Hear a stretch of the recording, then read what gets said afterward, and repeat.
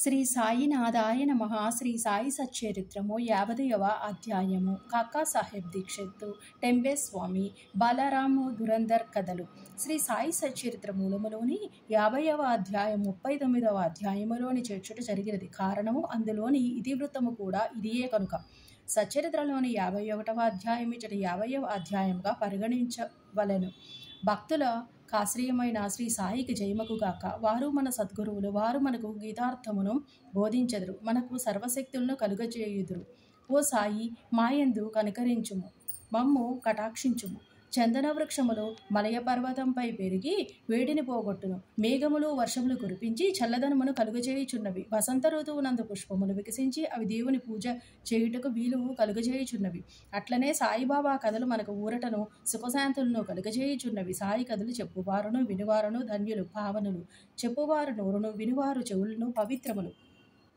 కాకా సాహెబ్ దీక్షిత్ 1864-1926 మధ్య పరగణాలలోని కాన్వా గ్రామమునందు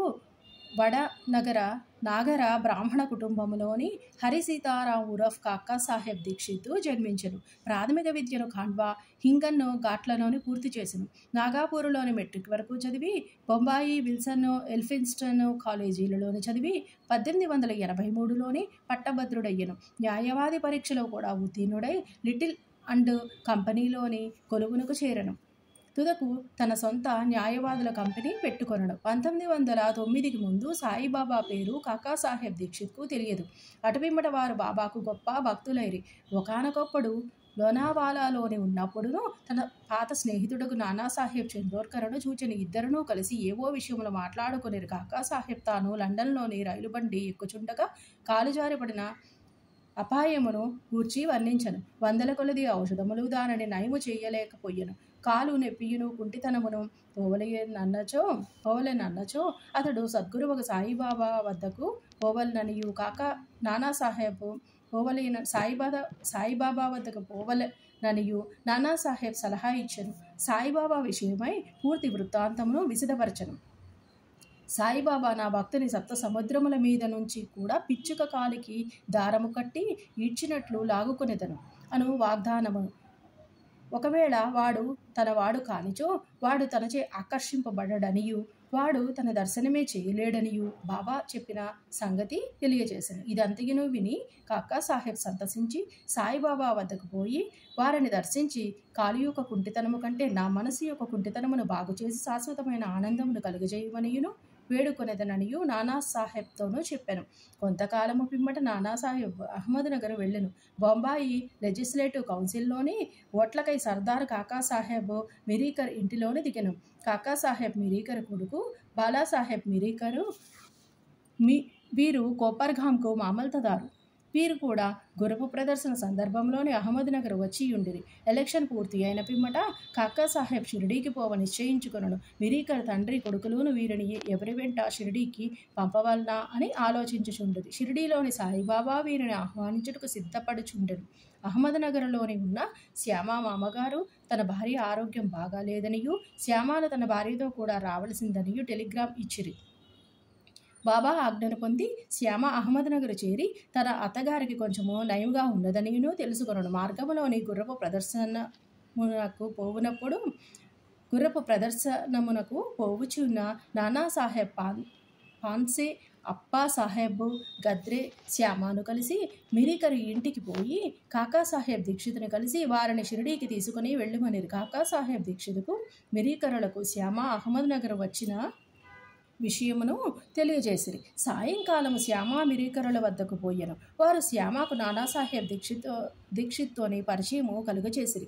శ్యామ కాకాసాహెబ్ దీక్షిత్తోని కోపర్గాంకు ఆనాటి రాత్రి 10 గంటల రైలులోని పోవలననియు నిశ్చయించిరి. ఇది నిశ్చయించిన వెంటనే ఒక వింత జరగను. బాబా యొక్క పెద్ద పటము మీది తెరను బాలాసాహెబ్ మిరీకరు తీసి దానిని కాకాసాహెబ్ దీక్షిత్కు చూపెను.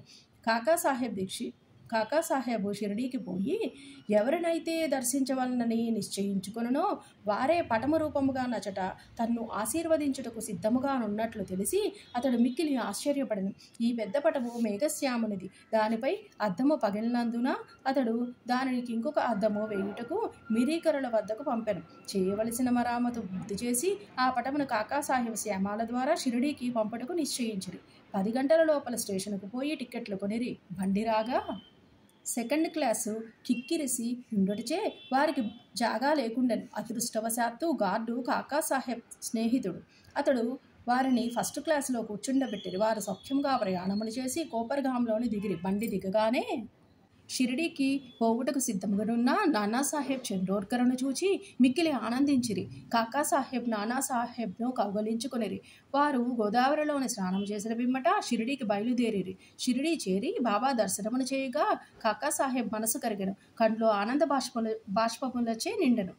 అతడు ఆనందముచే పొంగి పొరలుచుండెను. బాబా కూడా వారి కొరకు తాము కనిపెట్టుకొని ఉన్నట్లును వారిని తోడ్కొని వచ్చుటకై శ్యామాను పంపినట్లును తెలియజేశాను. పిమ్మట కాకాసాహెబ్ బాబాతోని ఎన్నో సంవత్సరములు సంతోషముతోనే గడిపాను. షిరిడీలోని ఒక వాడాను కట్టి దానినే తన నివాస స్థలముగా చేసుకునేది.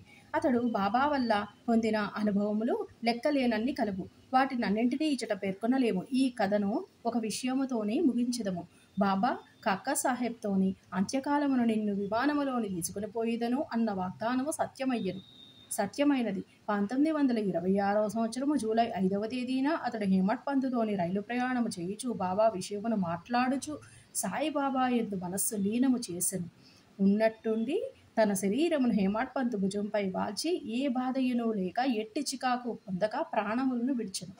శ్రీ టెంబేస్వామి యోగులు ఒకరినొకరు అన్నదమ్ముల వలె ప్రేమించుకునేదరు. ఒకానొకప్పుడు శ్రీ వాసుదేవానంద సరస్వతి స్వాముల వారు టెంబేస్వామి రాజమండ్రిలోని మకాం వేసిరి. ఆయన గొప్ప నైష్ఠికుడు, పూర్వాచారపరాయణుడు, జ్ఞాని, దత్తాత్రేయుడు, యోగి భక్తుడు. నాందేడు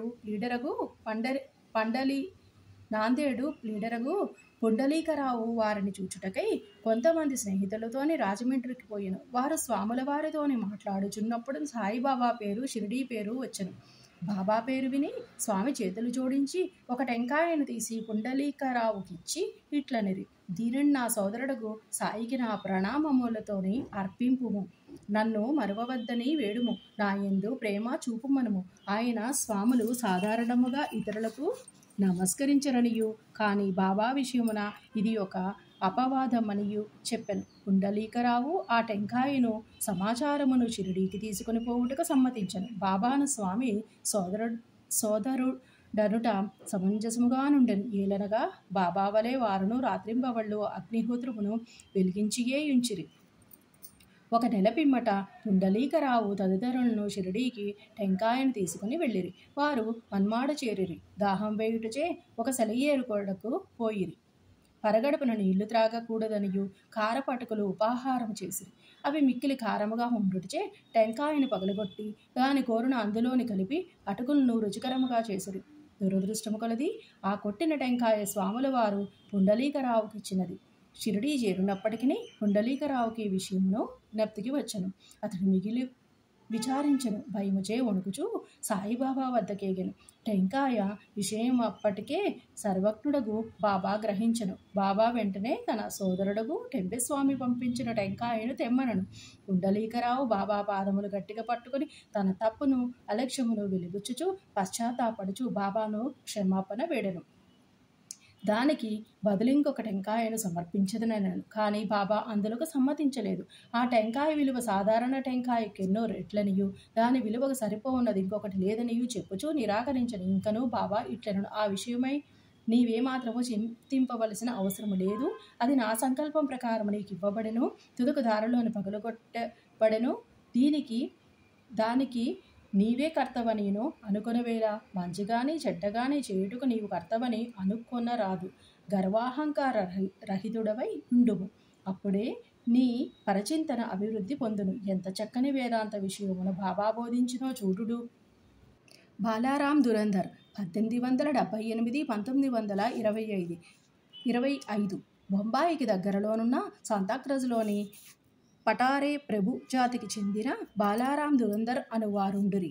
వారు బొంబాయి హైకోర్టులోని న్యాయవాది. కొన్నాళ్లు బొంబాయి న్యాయశాస్త్ర కళాశాలకు ప్రిన్సిపల్గా నుండెను. దురందర్ కుటుంబంలోని వారందరూ భక్తులు, పవిత్రులు, భగవచ్చింతన కలవారు. బాలారాము తన జాతికి సేవ చేసెను. ఆ విషయమై ఒక గ్రంథం రాసెను. అటు పిమ్మట తన దృష్టిని మతము, ఆధ్యాత్మిక విషయముల వైపు మరలించెను. గీతను, జ్ఞానేశ్వరుని, వేదాంత గ్రంథములను, బ్రహ్మ విద్యా మొదలగు వారిని చదివెను.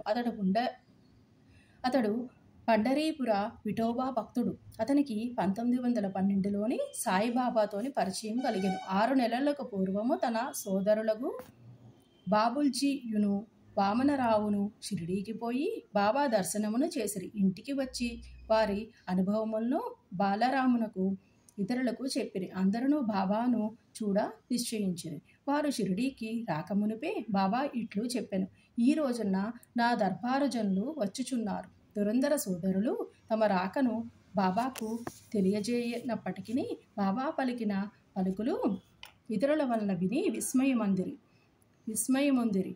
తక్కిన వారందరూ బాబాకు సాష్టాంగ నమస్కారములు చేసి వారితో మాట్లాడుచూ కూర్చునియుండిరి. బాబా వారితో ఇట్లనను: వీరే నా దర్బారు జనులు. ఇంతకుముందు వీరి రాకయే మీకు చెప్పి ఉంటిని. బాబా దురందర సోదరులతోని ఇట్లనను: గత 60 తరముల నుంచి మనమొండొకరము పరిచయం కలవారము. సోదరులందరూ వినయ విధేయతలు కలవారు. వారు చేతులు జోడించుకుని నిలిచి బాబా పాదముల వైపు దృష్టిని నిగిడించిరి. సాత్విక భావములు అనగా కండ్ల నీరు కారుట, రోమాంచము వెక్కుట, గొంతుక ఆర్చుకొని పోవుట మొదలగునవి వారి మనస్సును కరిగించెను. వారందరూ ఆనందించిరి. భోజనానంతరము కొంత విశ్రాంతి తీసుకుని విశ్రమించి తిరిగి మసీదునకు వచ్చిరి. బాలారాము బాబాను దగ్గరగా కూర్చుని బాబా పాదములు ఒత్తుచుండెను. చిలుమును త్రాగి దానిని బాలరామునికి ఇచ్చి పీల్చమనను. బలరాము చిలుము పీల్చుటకు అలవాటు పడి ఉండలేదు. అయినప్పటికీ దానిని అందులోని కష్టముతోని పీల్చెను. దానిని తిరిగి నమస్కారములతోని బాబాకు అందచేసెను. ఇదియే బలరామునకు శుభ సమయము. అతడు 6 సంవత్సరముల నుంచి ఉబ్బసం వ్యాధితో బాధపడుచుండెను. ఈ పొగ అతని వ్యాధిని నయము చేసెను. పూర్తిగా నయమయ్యి అది అతనిని తిరిగి బాధ పెట్టలేదు. 6 సంవత్సరముల పిమ్మట ఒకనాడు ఉబ్బసము మరలవచ్చెను. అదే రోజు అదే సమయమునందు బాబా మహాసమాధి చెందెను. వారు షిరిడీకి వచ్చినది గురువారము. ఆ రాత్రి బాబా చావడి ఉత్సవము చూచు భాగ్యము దురందర సోదరులకు కలిగెను. చావడిలోని హారతి సమయమునందు బాలారాము బాబా ముఖమందు పాండురంగుని తేజస్సును, ఆ మరుసటి ఉదయం కాగడాహారతి సమయమునందు అదే కాంతిని పాండురంగ విఠలుని ప్రకాశమును బాబా ముఖమునందు కనెను. బాలారాం దురందర్ మరాఠీ భాషలోని తుకారాం జీవితమును వ్రాసెను. అది ప్రకటింపబడక మునుపే అతడు చనిపోయాను. 1928లోని అతని సోదరులు దానిని ప్రచురించిరి. అందు బాలారాము జీవితము ప్రప్రథమమున వ్రాయబడెను. అందు వారు షిరిడీకి వచ్చిన విషయము చెప్పబడి ఉన్నది. శ్రీ సాయి నాథాయ నమః. 50వ అధ్యాయము సంపూర్ణము. సద్గురు శ్రీ సాయి నాథార్పణమస్తు. శుభం భవతు.